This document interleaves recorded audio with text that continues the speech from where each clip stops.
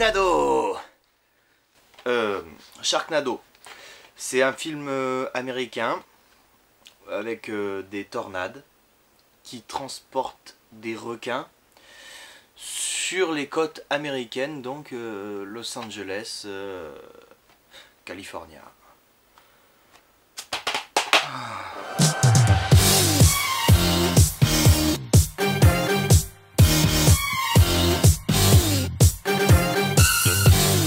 Alors Sharknado, c'est indéfinissable, c'est pas vraiment un navet, c'est pas vraiment un nanar à proprement parler. En fait, c'est un film qui est devenu culte parce qu'il était trop nul à chier pour passer dans l'oubli. Encore une fois, une production The Asylum, ceux qui nous avaient gracieusement offert Titanic 2, et croyez-moi, c'est une belle assurance médiocrité.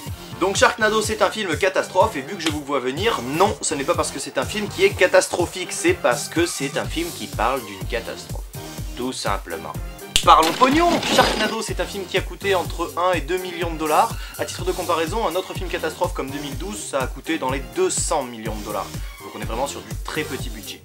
Au casting, on retrouve Ian Ziering, un acteur habitué aux téléfilms et autres rôles secondaires dont le grand moment de gloire aura sûrement été sa participation à la série télévisée Beverly Hills. On retrouve également l'actrice Tara Reid qui, malgré les apparences, ne fait pas de porno, cela dit ça vous empêche pas de la connaître. Elle s'est fait révéler dans The Big Lebowski, elle a tourné également dans American Pie et dans Scrubs entre autres. Et enfin, dernier point casting, on retrouve John Heard, un autre habitué des téléfilms que vous avez certainement déjà vu dans Les Mamans j'ai raté l'avion, voilà, il joue le père du gamin.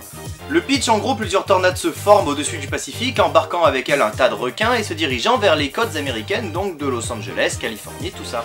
Et donc de fil en aiguille, les requins se retrouvent à Los Angeles et comme vous pouvez vous en douter, ils sont pas super amicaux, ils dévorent la moindre parcelle de peau qu'ils rencontrent. Et dans le même temps, le gérant d'un bar côtier ainsi que ses deux serveurs partent à l'aventure en embarquant avec eux tout un tas d'intrigues secondaires sans intérêt. Maintenant, je vais vous demander de vous imaginer au cinéma. Vous êtes donc devant un film catastrophe avec une tornade qui frappe une immense ville, des requins qui dévorent tout ce qu'ils trouvent, une situation chaotique, dramatique et alarmante. Et voici la bande originale.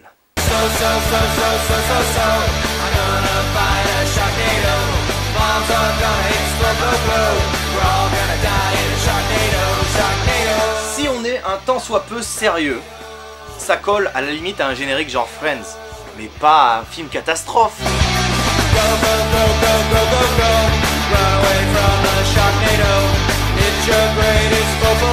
Franchement, ça passe. Alors que...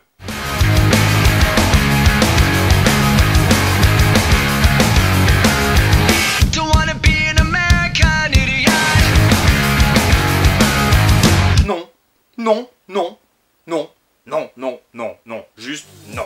Donc vous vous en doutez, Sharknado c'est la contraction de shark qui veut dire requin en anglais et de tornado qui veut dire tornade en anglais. En français ça donnerait quelque chose comme requinade. Putain, c'est super stylé. Ce film est incroyable parce que d'un côté c'est un gros échec avec des effets spéciaux dégueulasses, une réalisation médiocre, des interprétations très moyennes, en fait c'est un film fait à l'arrache. Mais d'un côté, c'est une putain de prouesse. Je m'explique, en gros dans ces films-là, les téléfilms et les films de série B, les tournages sont extrêmement courts. Donc évidemment tout est bâclé, mais je trouve ça quand même super costaud de réussir à faire un long métrage de catastrophe dans ces délais-là et à ce rythme-là surtout. Je veux dire, le tournage il dépasse pas 2-3 semaines. Hein.